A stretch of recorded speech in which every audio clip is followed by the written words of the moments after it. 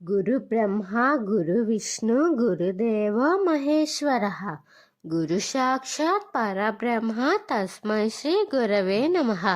గురు పౌర్ణమి అనేది హిందూ సాంప్రదాయంలో ఒక పవిత్రమైన మరియు ఆధ్యాత్మికంగా గొప్ప రోజుగా భావిస్తారు.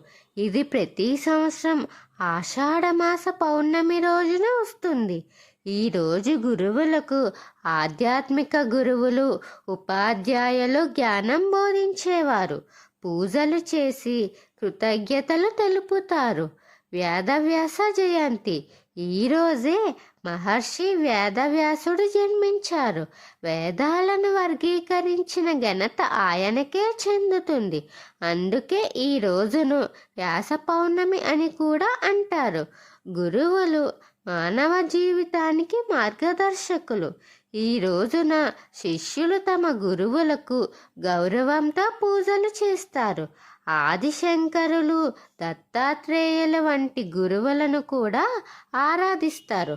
ఈరోజు ఎక్కువ మంది సాధనకు ఉపవాసం, ధ్యానంలో కూర్చుంటారు. గురువు ఇచ్చిన మంత్రాల జపం, ధ్యానం మరియు సత్సంగం చేస్తారు.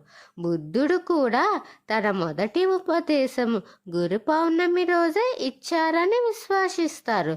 జైన మతంలో కూడా ఈ రోజున మహావీరుడు తన తొలి శిష్యులని పొందిన రోజుగా భావిస్తారు. ఈ రోజున సాయిబాబాకు, దత్తాత్రేయ స్వామికి ప్రత్యేకమైన పూజలు చేస్తారు. అలాగే సింహాచలం గిరి ప్రదక్షిణ కూడా ఈరోజే చేస్తారు.